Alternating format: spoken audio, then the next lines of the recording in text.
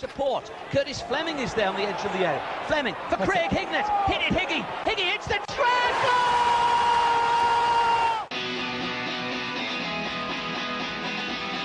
Ravanelli coming alive again. Juninho wants the ball played to him. Ravanelli spots out Emerson!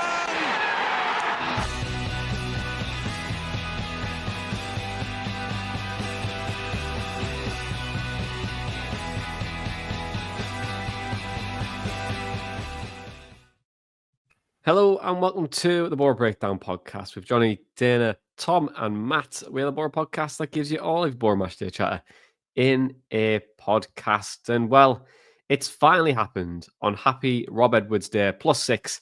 Middlesbrough appointed Rob Edwards and his backroom team of Adi Vivesh and Harry Watling in a 3-year deal. Guys, new management. It's finally happened. It wasn't going to be anyone else, was it, to be honest? But I'm here to get your thoughts on the appointment. And Tom, I'll come to you first. I'm weirdly kind of like excited and optimistic for us. And I know there's been plenty of reasons posted why in the 2 weeks, 3 weeks, 4 weeks, whatever it's been that we've been waiting for this to be announced. Plenty of reasons as to why we shouldn't be and stuff. But I don't know. I've got a good feeling about it, and that's not even kind of going off what's been said in the interviews or anything today. I just kind of had a good feeling around it anyway. Hoping this isn't going to be one of those things that kind of turns around to bite me, but I think before we got Carrick, it looked likely that it might be Rob Edwards at one point, and after what he did at Forest Green, I think there was a little bit of intrigue as to how we might do here, and then he obviously got Luton promoted. I think he did well. Our squad obviously went down from the Premier League, but they had the highest point total of the relegated teams, and I don't know. I just other than all that, I just have a good feeling about it. I can't really explain why. I'm looking forward to the start of the season now. Yeah, I'm not massively like jumping off the walls with excitement about it, but I'm not demoralised by it either. I think it's a fine appointment for Boro and where we are right now as a club. I really like him as a person. Firstly, I think his character, the way he speaks, I really like. I also think he's not as bad of a manager as some have made him out to be. I think he's had a bad 8 months, and that shouldn't define a manager. Before that, I think even as far back as 12 months ago, I don't think this appointment would look anywhere near as bad as what it probably does now. Because, yeah, he's got 2 great promotions on his CV with Forest Green and Luton Town, 2 underdogs in their league at the time. And I don't think you can bash him for getting Luton Town relegated from the Premier League either, when I think they were, massive underdogs, not expected to stay up that season anyway. And they gave a fair crack of it and were fairly competitive for the most part. So, yeah, I'd like to hope for what negatives there might be around, the last 12 months. Hopefully he can use that to his benefit and learn from it in this job. But I do like him. I quite like the way he plays football. I don't mind us being more direct. I've wanted us to play with the back 3 for a while. I like wing backs. I like how he speaks about his teams off the ball and how aggressive we are winning the ball back. So I think everything about him, his style of playing, his character, I think if all clicks could really connect and resonate with Boro fans. So I'm trepidatious still. I still feel like we're on a bit of a knife edge and it could go either way. So I wouldn't say I'm reassured or I feel reassured about this appointment as yet. But yeah, I'm relatively happy with it and excited to see where it goes. I'm not as against it as some other people that I've seen, particularly on social media. I think he's an entirely fine appointment, especially for a side that finished 10th last season. We have to remind ourselves of that. I think people have said that it's underwhelming, and I do understand that because of the obvious back-to-back relegations, although I feel like that lacks a little bit of nuance because, as has been mentioned, his Luton side in the Premier League that actually made a pretty decent fist of it. But I'm also of the opinion that a managerial appointment shouldn't really excite you. It's how the team reacts and responds to that managerial appointment. Basically, what will excite the fans. So are Boro performing better? Are they posting better results? Are we seeing a lift under Rob Edwards? And to be honest, from a collective and individual standpoint, I do think we will see a lift, and at least initially under Rob Edwards, because you think about how really badly ineffective we were towards the back end of the season under Michael Carrick within our own playing style.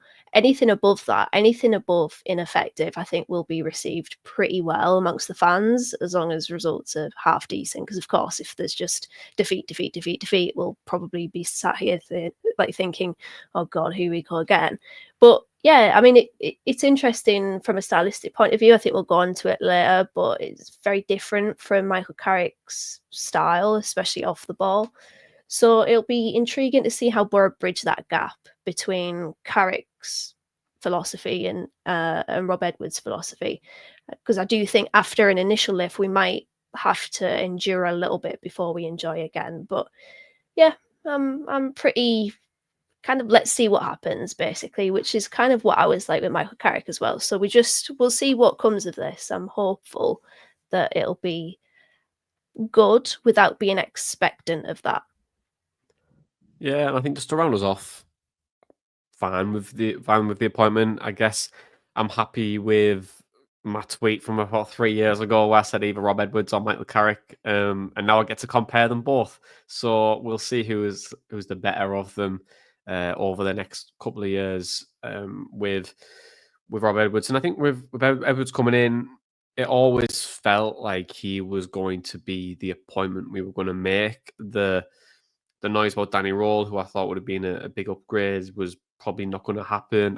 I didn't really fancy Steve Cooper's style and in terms of how he plays. And realistically, that just left, for me, Edwards as probably the most likely successor to take over.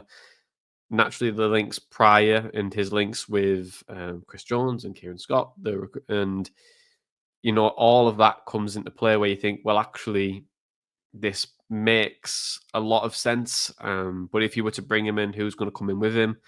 And I think we've made some really good additions to the backroom team as well. And, from every commentary fan I've spoken to, Addy seems to be a really good appointment with him. And yeah, I'm intrigued by this. I think there is obviously some differentiation in the play, which we said then, and we'll come on to it just a little bit later on. But like I said, at the back end of last season, there's no expectations this year. For me, there's still a lot of improvements to be made on the pitch, and let's see how we go. But I think he'll excite and correlate quite well with our fan base because of it's more of a direct style. It's getting balls in the box. He speaks quite well around backing the team and says the right things. And when you hear that his initial press conference, you just thought, yeah, you'll get a lot of fans on side just by what he's saying there. But again, that's a lot of media training. You've got to say those things and you've got to say bits and pieces, and it'll hook a lot of people in from that. But yeah, I'm very intrigued. I'm very intrigued to see how he does, and there's no expectation on my side.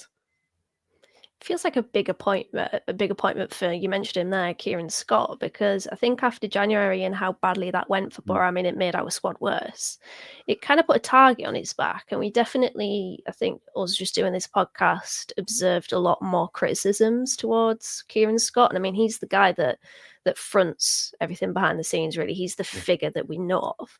Like, obviously, we're aware of Chris Jones, but I think Kieran Scott gets the majority of the stick and he gets the majority of the praise.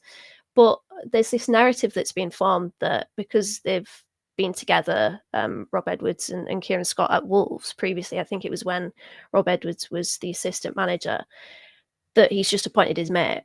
And we go back to this whole jobs for the boys thing. So I think there's that. I've definitely acknowledged that. So if it goes awry, or if it at least doesn't start well, then I think that target on Kieran Scott's back will become even bigger. But just on that, like, I don't get it really, because in a setup like Boro's, everything has to be collegial, because we've seen in the past under Warnock and Wilder that when it's not, it goes south, it goes wrong.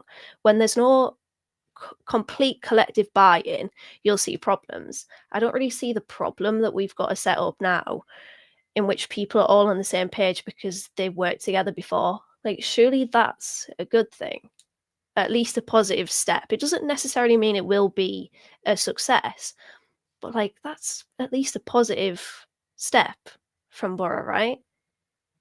Yeah, it's probably confidence that you know, you've got someone's abilities and you've worked with them for a period of time. So it's always a risk when you hire someone, I guess, when you've worked with them, but I guess you know how to get the best out of them and work with them in a different way. So there'll be a lot of trust there, I would say, within the group that is now leading the team on the pitch. But Kieran Scott very much sets the vision off it, you know, and where that Mills want to be, how they want to develop, what the club direction's going into. He very much sets that. So we'll see how this all plays out, I guess. But you know what? Let's not hear our opinions anymore. Let's look at a Luton's fans' perspective. And we spoke to Lewis Williams, and here's what he had to say on Rob Edwards. So I'm here to talk to you guys about Rob Edwards, and it's not my favourite topic of conversation, I have to be honest with you, especially what happened last season in the Championship. He managed Luton for over 2 years. The first 12 months were amazing. The second 12 months were one of the worst I've ever seen. During the first 12 months, as you guys know, he won us promotion from the Championship to the Premier League. He did inherit a really good squad by Nathan Jones. He did make 1 or 2 tweaks to the system. It was the same formation. We played 3 at the back or 5 at the back, whatever you want to call it. He carried on playing the same way. He signed some really good players in the January window in Cody Drame and Nakamba, who helped us win promotion. And yeah, we managed to have that 1 season in the Premier League. During the Premier League season, as everyone expected, we got relegated. But the first 6 months, we did amazing. We wasn't in the bottom 3 during the January transfer window of the Premier League season. We beat Brighton 4-0 and then got a 4-4 draw away to Newcastle. But in the January transfer window, we just didn't sign any players, which was really strange because we had an injury crisis in defence, carrying on playing 3 at the back, by the way. We only had 1 fit centre-back at one point during the Premier League season, and yet we carried on playing the 3 at the back system. It didn't make sense, and unfortunately during the second half of the Premier League season, Rob Edwards showed some warning signs on lack of adaptability and also not having a plan B. It was really strange, but we got relegated in the end. But the recruitment which we did in the Premier League was meant to be build a Championship super team, so if we do go straight back down, we can have a fighting chance of winning promotion again when we come down the following season. As we all know, that did not happen. Now, during the pre-season campaign of the Championship season just gone, lots of Luton fans, including myself, realised things weren't quite right. Players didn't look fit. We had lots of injuries throughout the squad still, and the recruitment was really slow. We've got all this money now from the parachute payments, and we didn't really spend it properly, and we didn't get the right players through the door. And the club has come out and actually said that, yes, they did make mistakes, but things were off. And we didn't understand why they were off. And the first game against Burnley in the Championship season, we lost 4-1 at home. Players weren't fit. We didn't have our strongest team available. And it just didn't get better from there. Away from home, we were awful. We never looked like we could win a game. Once we went 1-0 down, we all just sensed that we were never going to come back in the game. And it was guaranteed for us to lose. We were getting the odd win at home, and that was pretty much keeping Rob Edwards in the job. He basically showed no adaptability, no plan B, and yeah, he just wasn't willing to try something different. And it was strange because we had the players in order for him to try something different, but he just was very stubborn in his ways. He definitely had his favourites as well. And for some weird reason, I think that actually cost him his job. I don't understand why he carried on playing the way he did. Now, in fact, he actually should have left the football club after you guys beat us 5-1 at your place. If you haven't seen the interview after the game, he was a defeated man. But he carried on staying in charge of the football club for another 2 more months. And then when Matt Bloomfield came to the club, after we sacked Rob Edwards in the January of this year, after losing against QPR, Matt Bloomfield came in and said the players are not fit. We're midway through a season. And he was saying the players weren't fit. Really, really strange. And apparently the same thing happened at Watford. So yeah, I do wish you guys luck in this upcoming pre-season campaign under him. I think as well he's going to have 2 different assistant managers or different coaches around him, as the ones he had at Luton have gone to Southampton and also at Bolton. So yeah, I'm not too sure what the future of Rob Edwards actually is. But I do wish you guys well. Hopefully he's learned how to be adaptable and also have a plan B. I do think what happened to Tom Lockyer also impacted him after collapsing away against Bournemouth. I also think as well, he tried to become too much of everyone's best mate at the football club, which I think didn't help, and it kind of distracted him from the main focus on winning games of football. He was definitely loved at Luton amongst, behind the scenes, but I think he took his eye off the ball, and ultimately it cost him his job in the end. So yeah, just to recap, the first 12 months were amazing. That second half of the Championship season and the first half of the Premier League year. But then the second half of the Premier League season, we started seeing warning signs. And yeah, the Championship season just gone was one of the worst I've ever seen. No way we should have got relegated with the squad we had. So he kind of destroyed really what Luton was before he arrived, which was a team that was willing to run through a brick wall for each other. A team that, was fighting to win 3 points under Nathan Jones. That team doesn't exist anymore. And now Luton right now, we're currently having a reset. And fingers crossed we can recover and join you guys in the Championship in the near future. But yeah, I wish you guys luck under Rob Edwards. Thanks very much for that, Lewis. I worked with Lewis for the League 72, and honestly, his content is just really, really good. So if you're ever interested in watching Luton content, go to Lewis, I guess. But what was everyone's thoughts on that, Matt? What do you think of what Lewis had to say? Yeah, there are a couple of phrases in there that do make me shudder. Lack of adaptability, stubbornness, among a few that were the big bugbears under Michael Carrick. So we certainly need him to improve in that department. I guess my biggest concern is if Boro do start to maybe slip and slide a little bit down a hole, can he address that? Can he stop the slide? Because I think it was seen at Luton that I think when things started to go wrong, he just couldn't quite correct that. So I do worry with that in that respect. But at the same time, he went through a lot there.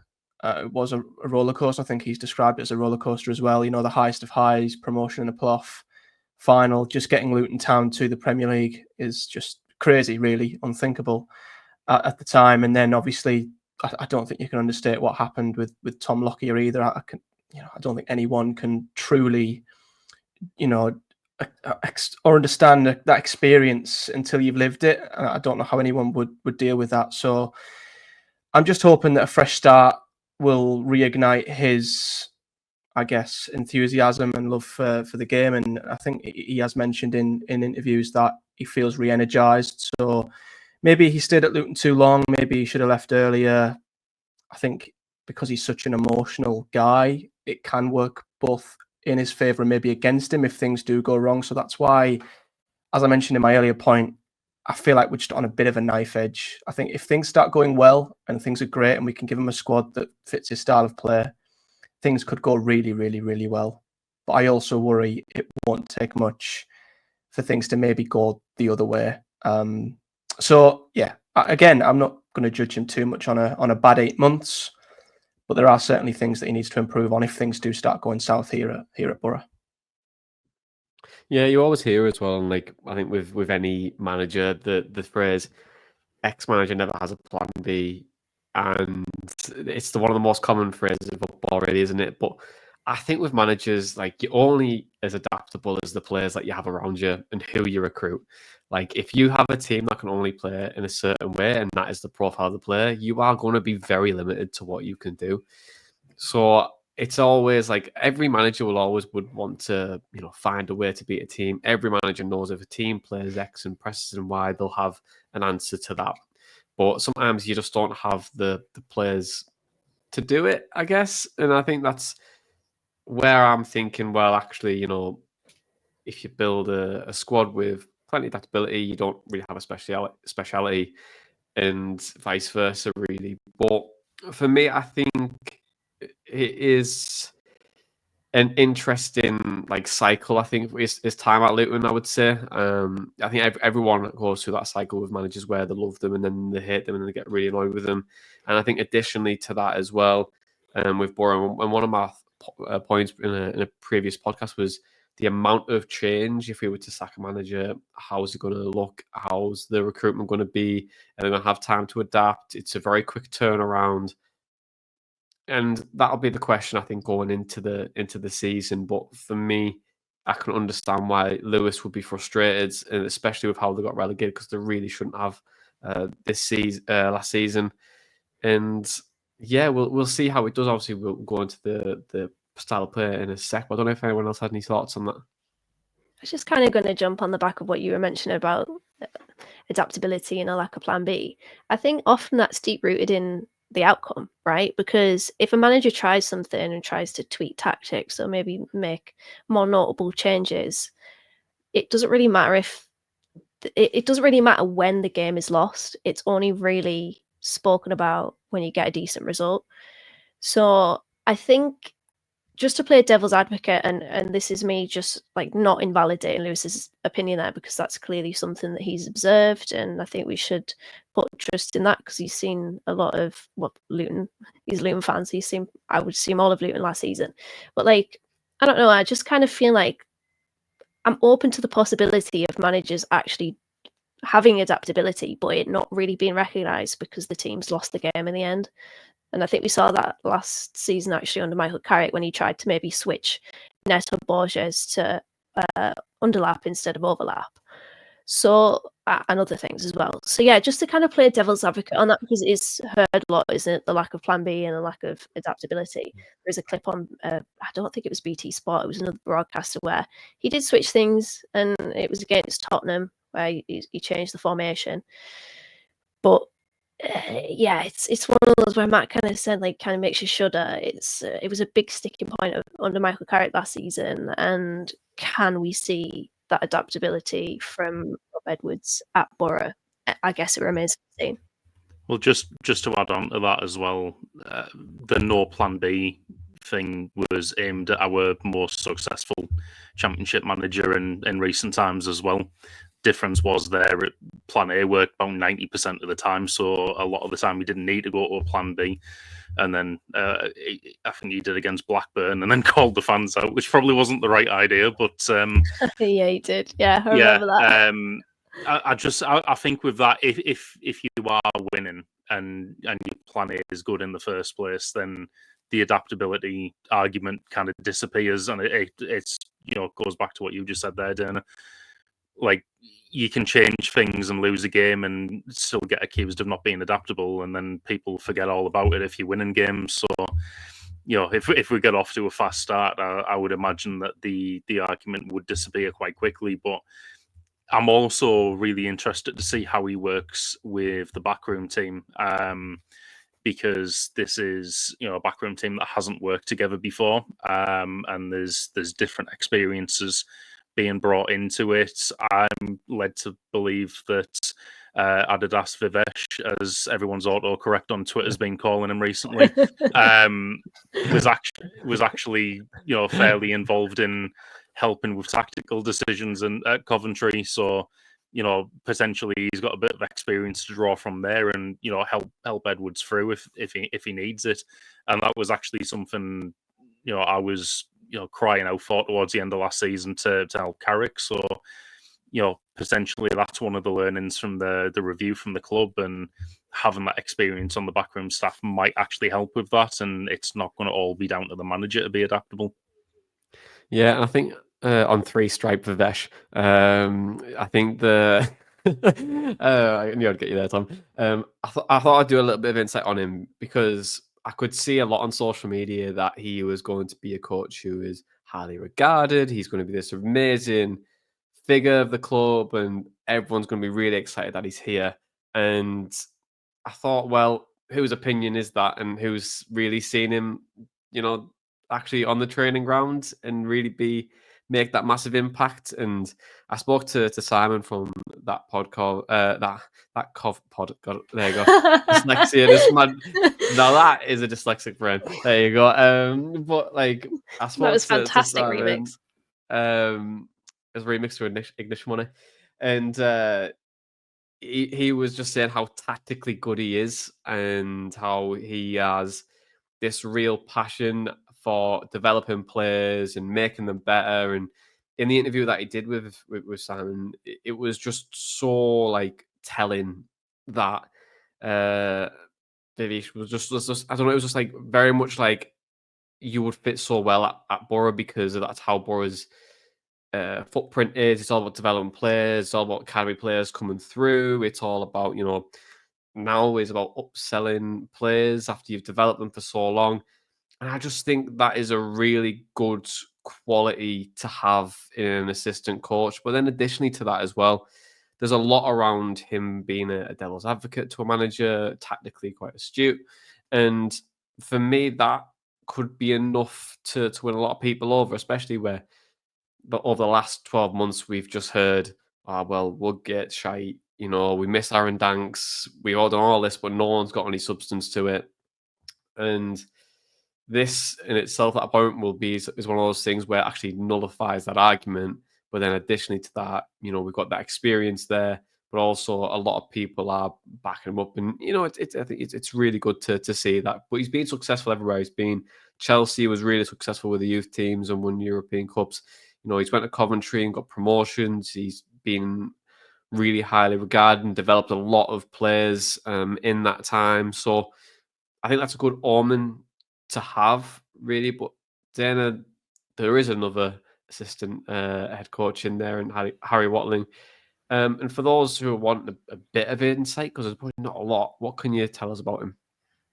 Yeah, you've actually just made me think there, because you mentioned that Vivesh was at Chelsea. Well, so was Harry Watling. Yeah. So they might have actually crossed paths there. So I'm just seeing that Vivesh was at Chelsea under 18s from 2011 till 2014, and then the under 21s from 2014 to 2017.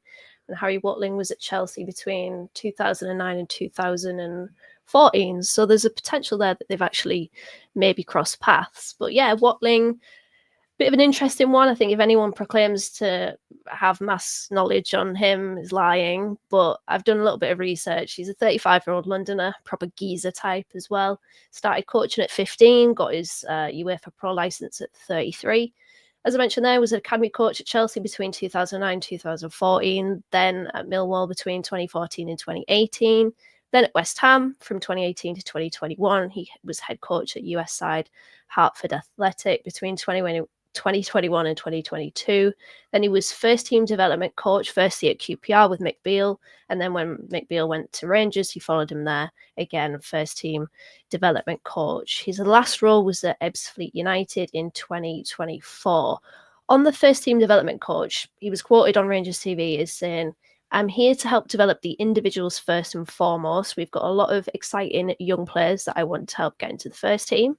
So that's pretty good. It ties into the development point that we've mentioned with Vivesh, and what you said is kind of the footprint of Middlesbrough. He then mentioned, rather interestingly, that the manager there, Michael Beale, wanted him to focus on the defenders as a unit, and more specifically the fullbacks, and how Rangers could create and score goals from those areas, which is really interesting when you kind of couple it with how Rob Edwards really likes his wing-backs to be the kind of primary creative focus of the side. So I feel like that ticks boxes at least. Really big on 1v1 philosophy, which ties into the development again of individuals, gives players short, mid and long-term goals, and works with them individually to build that out. And he talks about doing it in forensic detail. So yeah, the young head on that coaching team, to be fair, Rob Edwards is also pretty leaning towards the young end as well. So yeah, very interesting kind of blend there. I think we've got three coaches that should be good with developing players, and that's kind of what Boro have wanted to do in recent years, at least. That's the point, that's the point. Development. That is the goal of everything. But Tom, prior to the appointment of Rob Edwards, there was, I would say, quite a lot of negativity towards it. Appreciate after his interview that's definitely changed, but can you understand the reaction from Boro fans prior to the appointment, that they were a bit negative about it? A little bit, just because I think we could all see it coming. I think it was almost as badly kept a secret as like when Woodgate was taken over from Pulis at the end of the season. Everyone could just see it coming a mile off. And to be fair, I think it was possibly because of how close he came to getting the job before Carrick was hired. But at the same time, I feel like the names that were linked didn't help with the reaction either, because there was a large section of the fans online who wanted Danny Röhl. There was a certain section who wanted Steve Cooper. And I felt like with the articles that were being written, where it was like, we've had some left field candidates from Europe who were, top quality. It's just such a, typical Boro thing that, because usually it's at the end of a transfer window. It's like, oh, we tried to sign Wagner Love and Fred, but we've got Afonso Alves instead. Like, we did put in a £10 million bid for Ronaldinho, but like, I feel like it's something that happens quite a lot where you get to like the end of the transfer window more often than not, and it's like, well, yeah, we had this unnamed player that we were after, but it fell through. Then you say it with the managers, you got a couple of like unnamed European candidates. It might have absolutely been the case that could have actually happened, but I feel like it happens that much that fans probably look at it and they're just very cynical about it, as I've just been there. And that probably hasn't helped with the reaction either. But like I say, I think it was just because everyone saw it coming and people had made their minds up before anything had even happened. And now that he's here and he looks handsome in his suit, Matt, what was your thoughts on his first interview? I was just jaw-dropped by how handsome he is, to be honest. I mean, we've definitely got the best-looking manager in the Championship. We can at least be at the top of that division. But no, he's an outstanding talker. He really, really is. He can talk the talk, and I hope he can walk the walk. But I thought his first interview was great. I mean, he hit all the beats that you'd probably expect him to. He said all the right things. But I also feel like, as I say, he can win fans round, and I think that can really work in his favour. I think like with Michael Carrick, I think we all saw Michael Carrick was a very likeable person, but he was very reserved and you didn't get much out of him. And I think when things started going wrong, that was at his detriment, because when things weren't going quite right, fans were clamouring for him to maybe just acknowledge it, recognise it, just maybe come out a little bit more boyish, like, I don't know, just show a bit more, I don't want to say passion, but, just to show a bit more character, I guess, in certain moments. And that certainly worked against him in the end. So I think if anything can maybe buy Rob Edwards a bit of credit with the Boro fans, it is that he speaks in the manner that he does. And to see the impact that one interview has had already, I think shows how easy it is to win over fans. And if that can continue post-match, pre-match throughout the weeks, if he can keep getting fans on side and he can back it up with results, then I think things could go really, really well. So I thought it was great. He talked about being bold, aggressive, his team's being brave, all the things I'd like from a Boro team. So, as long as things go right on the pitch, I don't see why his character can't be a massive, massive hit with Boro fans. So, yeah, handsome Rob gets my vote. I quite enjoy the arc of, we don't want him, he's shy. And then as soon as he starts speaking, people are like, I'll roll in. I want to lump a brick wall for him. I just knew that was going to happen, because I was 15 minutes into his high performance podcast. And once I ignored that Jake Humphries was there, I was kind of like, wow, this is a very, very good speaker. And I think that's probably the pull of, or one of the pulls of, why Boro have appointed him, because I don't think they want a brash character. They don't want someone they don't want someone enough to appoint them, someone that's going to be in the press talking about this, that, and the other, like Danny Röhl is. I know that there's context there, and he wants to get out with Sheffield Wednesday, which is understandable because staff aren't being paid and stuff. But he just, as Matt said, he hits all the right notes of what you want, and I do get that, but I kind of want to see the action of that, and I'm hoping that we will, because I kind of planted a flag in the sand to say that I will not be wooed by words anymore after being wooed by words many a time, particularly, most notably, the golden thread in the Woodgate era. I want to see it. It's great hearing it, but I want to see it. But some of the things that were good to hear was Steal with substance. I think that was a brilliant quote. Steal with substance. He wants to be proactive, aggressive, think forward, press, react to mistakes. That's one big thing of Rob Edwards' philosophy is that if players take risks and they make mistakes, like they're human beings, see how they react to those mistakes. And I'm looking forward, very intrigued to see the development, the action plan of Rob Edwards' brain, like his managerial philosophy and how he speaks at Middlesbrough Football Club. Yeah, and for me, I think just to round it off, like I know you've all alluded to it there on a good speaker. I think for me, it was just a solid interview, I would say. It's everything that you'd expect from a manager to say when they're first appointed, to be honest.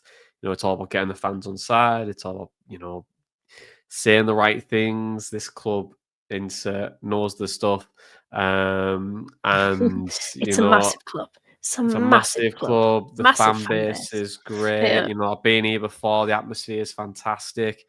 Got some good players here and there. It's all that spiel. And look, I get people will be really excited by it, and they should be bought in by it. But of course, I've heard it so many times to not be as wooed by it, I would say. But he comes across great. He comes across with like a great emotional intelligence and tries to get the players on sides and says all the right things and has a team and a group which will probably reflect that as well. So I definitely think the players will enjoy playing for them, and we'll see how they go over the next few weeks in pre-season. Will there be much changes? Let's probably talk about that now, to be honest, because there is going to be some changes when a new manager comes in. Everyone sees football in a completely different way, and I think that's what makes it brilliant. And we've all probably looked at Rob Edwards' style over probably like the last few weeks, and for me, I think probably the most change we'll see is probably off the ball. I think more so than just solely on it. I think his team, and I was speaking to you guys just before this, but I think it's very much controlled chaos in a way in terms of how the press. It's a lot higher. It's trying to win the ball back early. That's reflected in the PBDA numbers. So obviously, how many passes before you get the ball back, and that was a lot better in comparison to Carrick. But it's also been a lot better at his clubs prior to that as well. His teams like to probably, although Carrick's team did cross, but in a different way. His teams like to cross more, get the ball into the box, and someone, if it doesn't get to the first man, it gets to the second. And that in itself, I think, is where we'll see some real tweaks from out of possession. Be a little bit more aggressive than we were under Michael Carrick. I think under Carrick, it was very much, we were very slow to get back into shape, whereas this will be very much try and get back into it. But what I would say is that off the ball, when it doesn't work and that pressing trigger doesn't work, you do get beat 5-1 against a team who plays really good football. And I think Boro proved that to them because their press was all over the place against us. But that could have been a bad day at the office. But again, that just shows far, the best and the worst of what could potentially happen under that. But I think we'll be on the ball. I think we'll see a much more direct Middlesbrough team. To be honest, a team that won't pass the ball on the box too much, but they will do it, and they'll try and play more vertically rather than from side to side and work the ball up. But I don't know if you guys have seen anything else to potentially add to that. But I think there's a lot of things that we could probably unpick throughout the start of the season. But for me, I think the biggest thing I would probably say is off the ball, where I think we'll see probably the most improvements. Yeah, that's it. Absolutely, the most change as well. I think that press, especially the man-to-man press that his team, his Luton side anyway, opted to go with, trying to limit that space centrally. I think it puts a big onus on fitness and energy levels, and immediately the player that I think is a winner in this situation is Aidan Morris, because he's like the Duracell battery in the middle of our midfield. I don't want to call the losers, but the players that are going to have to probably step up the most are your Finn Azazes and your Morgan Whitakers. Whitaker's a very interesting one because at Luton in the Premier League, Rob Edwards' side had Alfie Doughty on the left back. He would be the one to drop in to make a back four at times. They would kind of one would be quite front foot. I think it was the right wing back, but that was Ogbene. When I think about Ogbene was and has been a forward player. You know, you'd think a winger, not a more defensive-minded player. So even with that, Ogbene has his pace, he's direct. Whittaker isn't. Where does Whittaker fit? Will he maybe be one of the 10s? Because his most used formation, Rob Edwards, is a 3-4-2-1. Other used formations, 3-4-1-2, 3-4-3. So, like, where's Whittaker going to fit? I'm thinking about winners and losers because I can't think of another word for losers. And I think the winner will be Ed Morris, given his energy in midfield. The not-so-winner players are probably going to be Finnazas and Whittaker. But, yeah, on the ball, it'll probably be a mix of short passing and direct play. They had Carlton Morris, to be fair, so they could switch it up. At Boro, we don't quite have that kind of profile. And emphasis was placed on that wide play. One flank for crossing, which was Alfie Doughty, the other flank for direct runs and utilising pace, which was Ogbene. Boro, crucially, do not have either profile right now, so it has to be built out in the transfer market. Hopefully we can get that right. But I wouldn't be surprised if Rob Edwards comes out and, yeah, he'll have his philosophy off the ball and he'll want his team to counter-press. He'll want his team to be energetic. He'll want his side to be all action, as he said. But I think on the ball and how Boro attack, I do think he'll take patterns of Michael Carrick's style and just flesh them out a little bit. Add a little bit of variation, but keep it somewhat similar, because I just think that if he tries to do what he did at Luton with Carlton Morris, we don't have Carlton Morris, we don't have a player like him. So unless we get somebody like him, I think he'll just assess his options that he has and go from there and build it out. That's kind of how I see it playing out. But yeah, the big thing is off the ball and getting that counter press right and having the players with the energy to be able to do that. That's why I think that after an initial lift, we might have to endure a little bit before we enjoy again.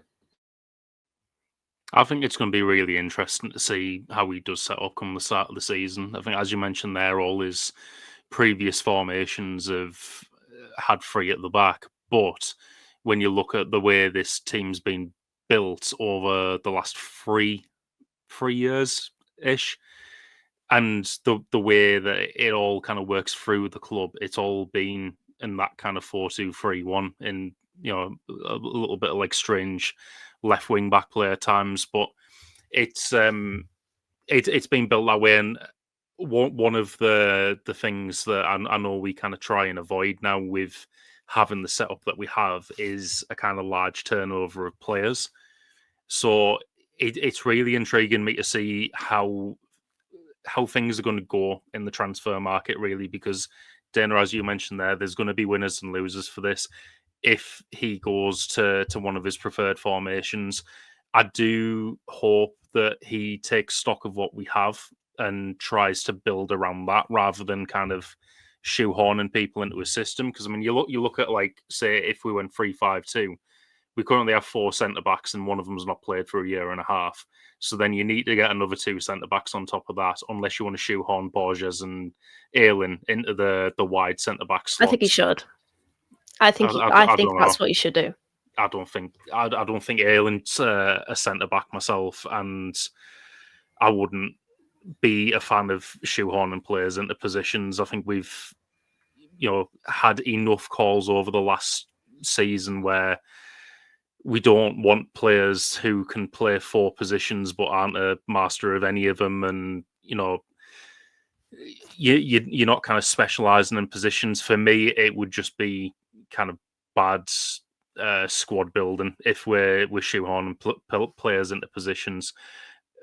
For me personally, I'm thinking about the players that we've got. Maybe if we try like a 4-3-3. I know we've tried to really go with like the inverted inside forwards, inverted wingers, whatever you want to call them, with Bergsorg and Whittaker on either side. Maybe that could work if you play them either side of Conway. But then also, I mean, I don't really want to sound like I'm slagging them off. They're not really the pressing type of players. I'm not going to call them lazy, but they're not known for the pressing.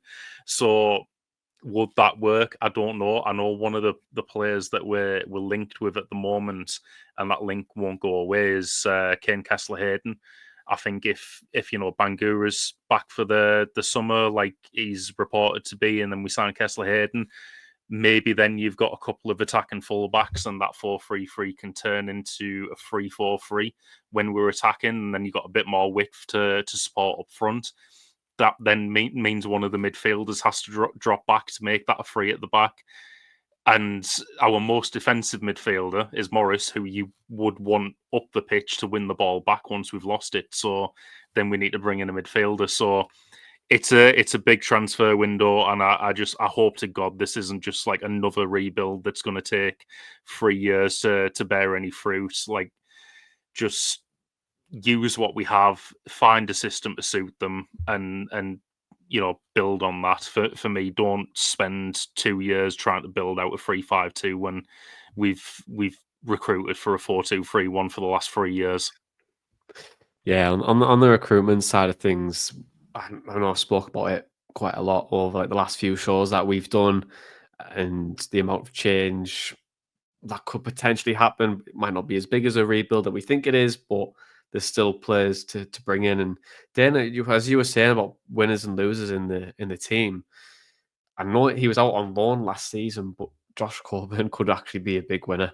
As a player who was not going to get into Carrick's team, just didn't fit the system. But if you're playing more vertically, you're getting the ball into feet, you're playing with a big man, little man up front, and you want it to stick, then you do have a player at the club that can do it. Now, I said before that I just don't think that Coburn was right, but he wasn't right for the style that we had. But I mean, he did play for Middlesbrough B and did quite well at times in Millwall. So I'll be intrigued to see what Edwards thinks of him over the coming weeks.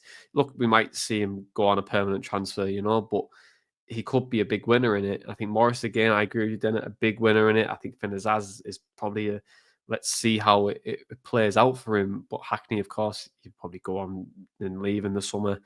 But also, I think a good ball playing centre half as well. Someone who can really get that ball up to the front man, and he plays it off, and then you get the ball out wide. So it's a really interesting time in terms of how Boro are going to play.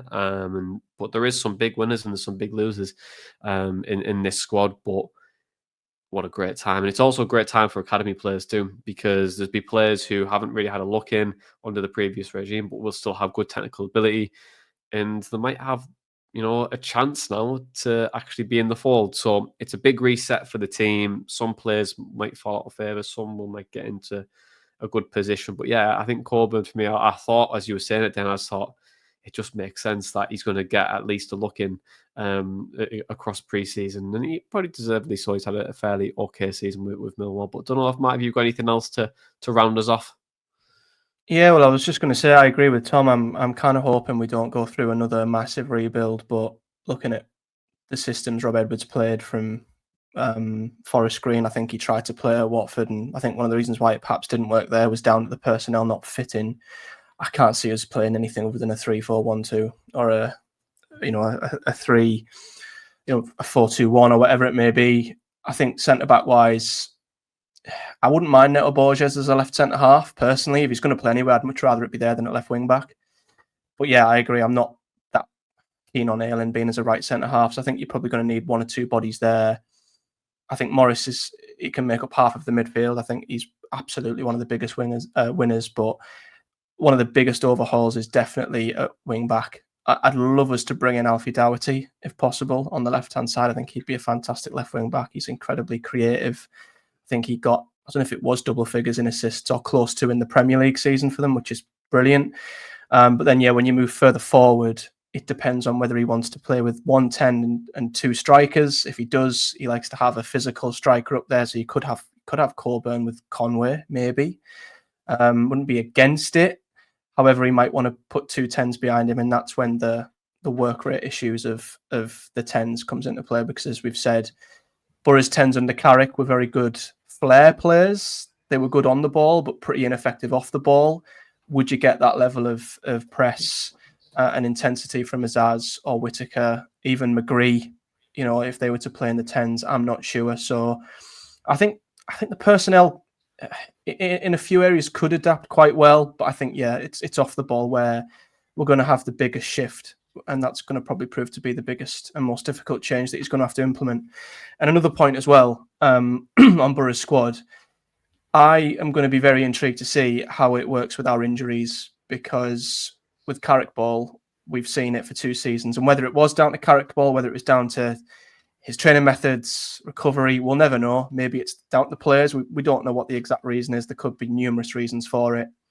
But if we had really bad injuries playing the Carrick way, I am concerned that with such an aggressive style off the ball, with players pressing aggressively, putting a lot more effort in, you'd think off the ball, will Edwards' ball aggravate our injury issues, which are already bad enough as it is? So that's another concern to add on top of it. Will Boro's players who are made of Pritt stick and, paper, will they struggle even more with Edwards' style of play? That's another little concern I've got in the back of my mind. I completely agree with that, Matt. Yeah, it's going to be interesting to see that, because, as Lewis referenced earlier on, there were injury issues at Luton. So I do wonder if maybe they were pushed beyond their physical limits. I don't know. But I tell you who, you mentioned him briefly there, Matt, but Tommy Conway could be a big beneficiary of Rob Edwards coming in, because you think about the wing play and the crosses into the box, getting that service in for him. But also, he's a willing runner, isn't he? He's a willing presser. So from the front, in terms of that counter press, I really think that Tommy Conway could be a just benefit from Rob Edwards' style of play.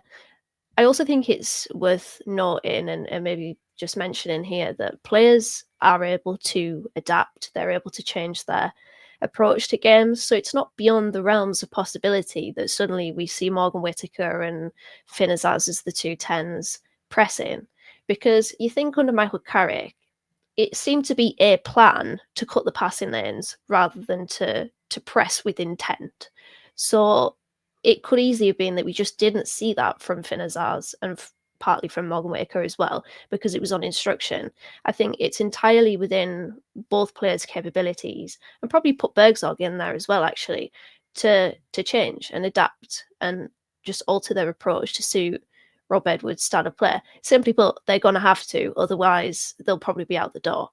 But yeah, and also just a kind of final point or final question is just going to be interesting to see what will he do with Riley McGree, because his position's been, it's what would the word be? It's been ready-made for him, essentially, on that left-hand side. It probably won't be this time around if Rob Edwards is going to go with the 3 at the back. So will Riley McGree, I mean, he came to Middlesbrough as a number 8. Will he maybe play there? Will he be one of the 10s? Who knows? It's going to be a big summer ahead for him as well. Yeah, and I think to round off for me, the 8 position for McGree would make sense. Good on the ball, likes to bring the ball forward.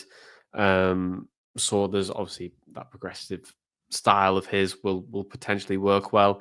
And I think with the 2 10s, if you were to play that 3-4-2-1, if you were to go down that route, you need players that can get in behind, because I look at that front 3 and I just think, nah, you're all to feet. You're all to feet. You're all in front of the back 4. You just want to make that willing run. And I think for me, that is, you need to rely heavily on your wing backs there to really make those runs. And if they don't do it, then you are going to start to horseshoe and make things difficult and things don't really work out. But who knows? Like you had a great point there on adaptability in players, and the instructions from Carrick and how we defensively got into shape was a lot slower. We were more reactionary. There's a game against Brighton where we got beat 5-1, where that was perfectly to show how Middlesbrough would set up in certain ways. But there's loads of things you can look at. But yeah, it's very interesting to see. Obviously, we'll see more of it as it comes and through pre-season. But final question, guys, really, now that Edwards has been appointed, are you more excited for the season ahead? More excited than I was. I was, I'm excited to see what the appointment can bring. Looking forward to some of the pre-season games now, which I wasn't before. And yeah, just intrigued as to what we do in the transfer market. But it's at least got that not love of football back, but interest in football back after, a month off. Yeah, Dana, are you more excited? I wouldn't say excited yet.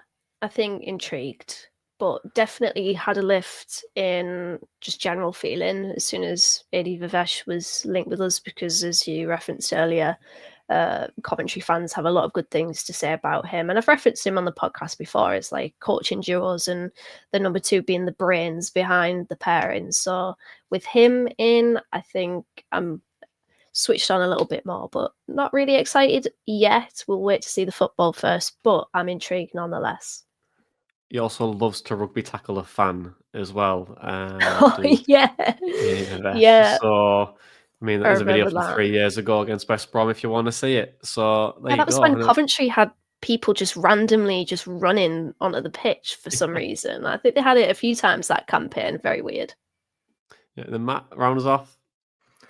Yeah, I wouldn't quite say excited yet. I'm very intrigued, and I was asking for a new manager anyway, so I've got what I wanted, and it does give you that feeling of something being new and fresh, which I think always brings a degree of excitement in a sense. But the addition of Vivesh especially, and I think just the coaching team have probably tipped it to being excitement, I would say. I think maybe Edwards on his own wouldn't have excited me all that much, but the backup of his coaching team, I think, has tipped it over. I think we have definitely upgraded in that department. So, yeah, fingers crossed we have a good pre-season.